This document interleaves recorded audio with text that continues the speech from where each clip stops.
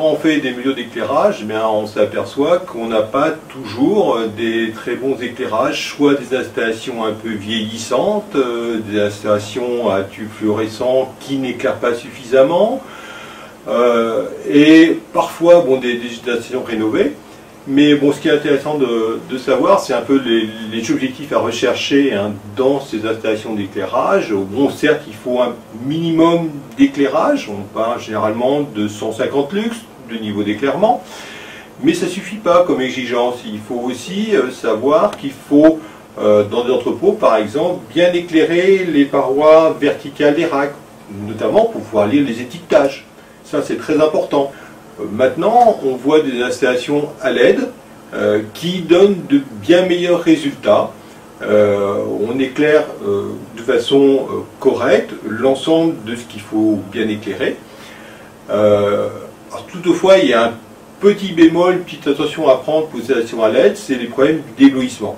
Ça, c'est important quand on fait de l'éclairage. Il faut une qualité de lumière, mais il faut aussi ne pas éblouir. Et c'est un problème dans les entrepôts parce que quand on doit prendre une palette ou aller la chercher en hauteur, le cariste il est bien obligé de lever la tête et quand il lève la tête, il regarde les luminaires. Alors aujourd'hui, effectivement, on parle beaucoup d'éclairage à LED. Alors ça a quand même des avantages par rapport au domaine, aux anciennes installations à tubes fluorescents ou même voire à vapeur de mercure et hydrométallique, choses comme ça.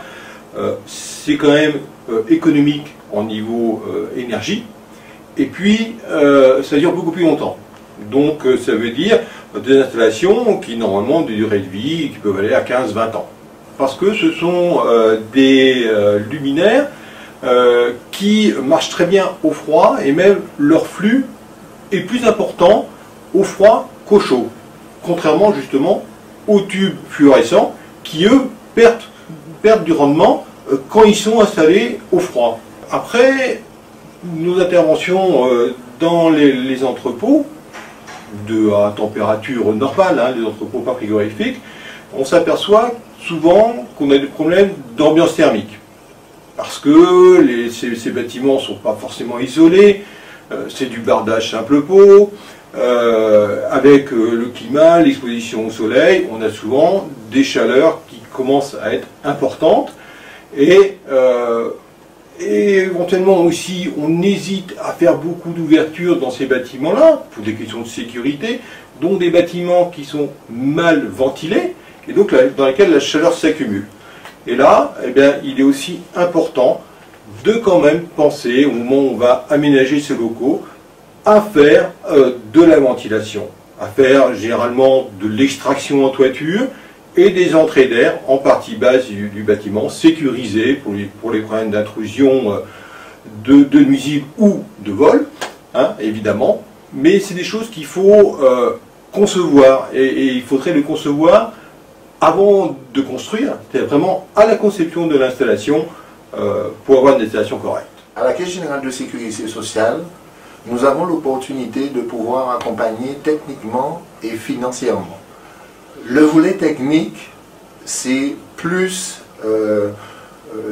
l'intervention de nos collègues du CIMPA, du Centre interrégional de musique physique d'Auvergne, mais aussi nos collègues du LICT de Lille, le laboratoire interrégional de chimie toxicologie de Lille, et pour la partie accompagnement financier, c'est plutôt nous, contrôleurs de sécurité au sein de la HGSS, qui allons sur le terrain pour accompagner à la fois les entrepôts de la logistique, les entrepôts froids, les entrepôts secs, pour l'amélioration des conditions de travail.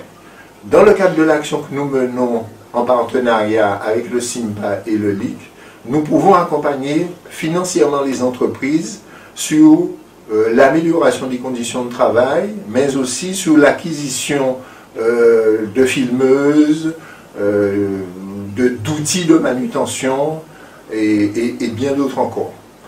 Donc le message à faire passer, c'est de demander aux entreprises de ne pas hésiter à nous contacter, à la fois par fax au 21 46 16 ou au 21 46 00, un numéro de téléphone.